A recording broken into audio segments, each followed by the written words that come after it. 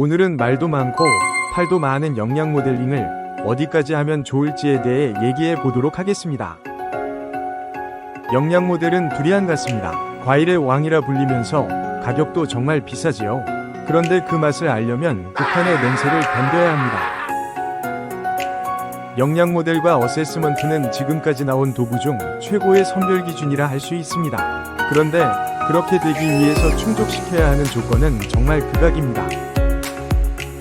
모두 아시다시피 영양 모델링은 성과를 명확히 하는 것부터 시작해서 고성과자를 찾고 다른 이와 유의하게 다른 점을 확인하고 차이나는 행동 특성을 영양사전에 대입해 묶은 것입니다.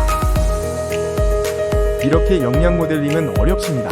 하지만 한번 만들게 되면 왠지 뿌듯하고 선발도 평가도 다 잘 될 것 같은 생각이 들겠지요.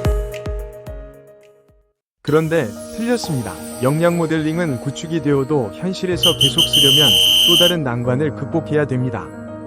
요즘 사회는 하루하루가 어마어마한 속도로 바뀌고 있습니다. 경영환경이나 조직 성과도 1년 만에 바뀌기도 합니다. 그렇다면 고성과자도 바뀌고 영양 모델도 바뀌어야 된다는 얘기가 됩니다. 가령 이전에는 고성과 법무 담당자는 법을 잘 해석하는 사람이었는데 이제 법 해석을 잘하는 사람들로 채워지니 더 이상 법 해석을 잘하는 담당보다는 사람들에게 예방을 챙겨주는 전문가가 고성과자가 될 수 있습니다. 고성과자의 정의가 바뀌면 거기에 맞는 고성과자를 찾아 새로운 영점에 맞춰 영양 모델링을 다시 해야 하는 문제가 생깁니다.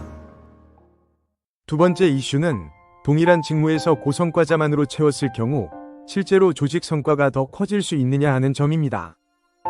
가령 미드필더가 필요할 때 많은 골을 넣어 우수한 공격형 미드필더만 여러 명 뽑게 된다면 어떻게 될까요?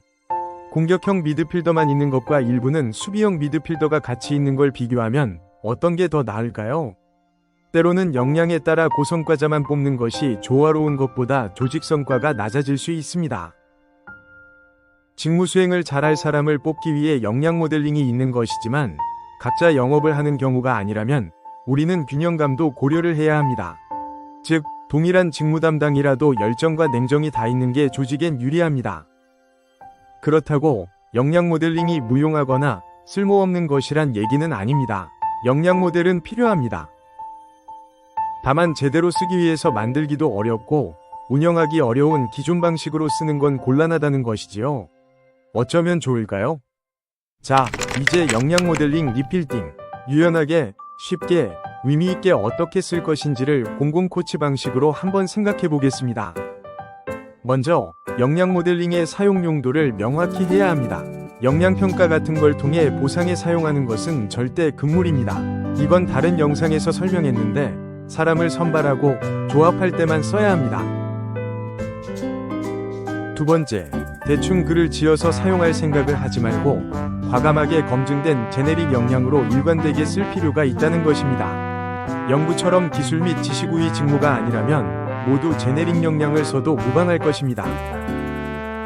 셋째, 관리자라면 MBTI처럼 수시때때로 재미삼아 선발할 때는 더 열심히 일과 중에 사용해서 숙달을 할 필요가 있습니다. 처음이 어렵지 사실은 그렇게 어렵지 않습니다. 네 번째, 누가 더 영양 모델 점수가 높고 낮고 하는 걸 따져서 우대하거나 할 필요는 없는 것입니다. 축구에도 전술이 있듯이 이번 상대팀에게 우리의 어떤 장점을 보여줄지 정하는 방식으로 사용합니다.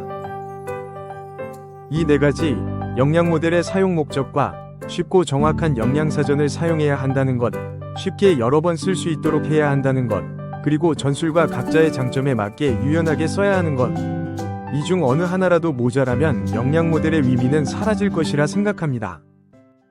영양 모델은 이렇게 씁시다. 현재 우리 상황에서 취해야 할 인재 전략을 검토하고 그에 맞게 포메이션을 짜서 각자의 장점이 활용되는 모습을 그리고 이에 맞게 영양 모델을 구성하는 것입니다. 반지의 제왕처럼 판타지에서 모험을 떠날 때는 각자에게 주어진 직무가 있고 각자 역할에서 때에 맞는 성과로 조합되어야 최상의 결과를 가져오게 됩니다.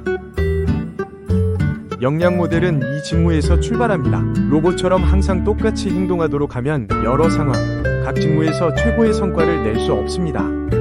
또 영양 모델과 다를 경우 도태시키기 위한 게 아니라 더 나은 조합을 위해 사용되어야 하고 이는 변화를 통해 성장으로 이어져야 합니다.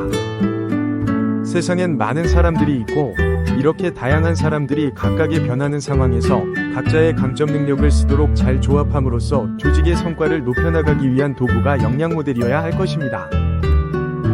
결국 역량 모델링은 누구 하나만 빛나기 위해서 활용되는 게 아니라 함께 조직 성과를 만들어가기 위한 용인술이어야 할 것입니다.